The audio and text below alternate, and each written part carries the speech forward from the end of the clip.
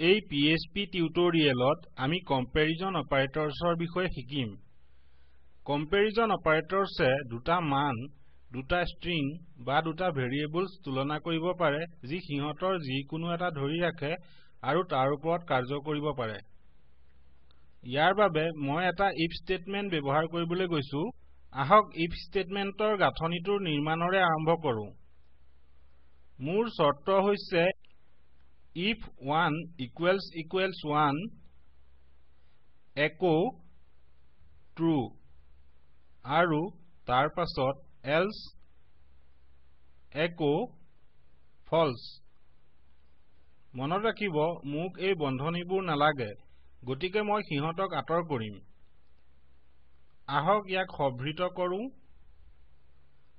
সবৃতকৰণক সংকোচ নকৰিব।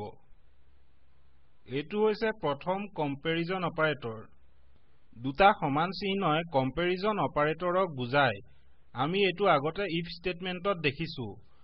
1 to 1 ৰ সমান হয়, গতিকে ই true echo কৰিব। আহক ইয়াক চেষ্টা কৰো। আমি true পালো। মই এইটো সলাম। যদি 1 to 1 তকৈ ডাঙৰ হয়, তেন্তে আহক আমি কি ফলাফল পাম চাওঁ। false,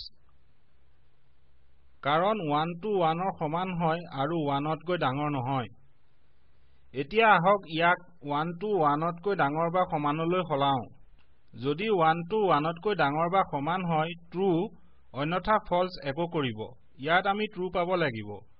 আপুনি সৰু বা সমানৰ সৈতে একেদৰে কৰিব পাৰে, গতিকে উদাহৰণস্বৰূপে সৰু false হ'ব, সৰু বা সমানটো true হ'ব। লগতে আমি ক'ব পাৰো সমান নহয়, গতিকে যদি 1 to 1 ৰ সমান নহয় echo true। ৰিফ্ৰেছ কৰি আমি ইয়াত false পাম, কাৰণ 1 to 1 ৰ সমান হয়। এতিয়া আহক কওঁ যদি 1 to 2 ৰ সমান নহয়, আমি true পাম, কাৰণ 1 to 2 ৰ সমান নহয়। এইবিলাকে হৈছে প্ৰাথমিক কম্পেৰিজন অপাৰেটৰ্ছ যি আপুনি আমাৰ টিউটোৰিয়েলবোৰৰ বাবে ব্যৱহাৰ কৰি থাকিব। ইয়াক বিস্তৃত কৰক, সিহঁতক অভ্যাস কৰক আৰু আপুনি সিহঁতক ভালদৰে বুজিব। আপুনি লগতে এই অপাৰেটৰসমূহ ব্যৱহাৰ কৰি ভেৰিয়েবলছ তুলনা কৰিব পাৰিব। গতিকে উদাহৰণস্বৰূপে num1 equals 1, num2 equals 2। এতিয়া আমি যি কৰিম এই মানসমূহ সলনি কৰিম আৰু আমি আগবাঢ়িম।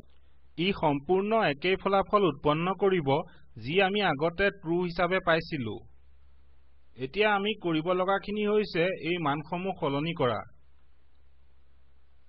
অনুগ্ৰহ কৰি মন কৰিব, এইটো এতিয়া num1 equals 1, num2 equals 1 বুলি পঢ়িব লাগিব।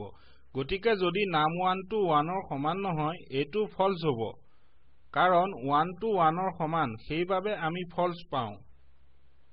ইয়াত এইসমূহে হৈছে সৰল কম্পেৰিজন অপাৰেটৰ্ছ। সিহঁতক অভ্যাস কৰক, আপুনি কি কৰিব পাৰে চাওক। দৰ্শন কৰাৰ বাবে ধন্যবাদ।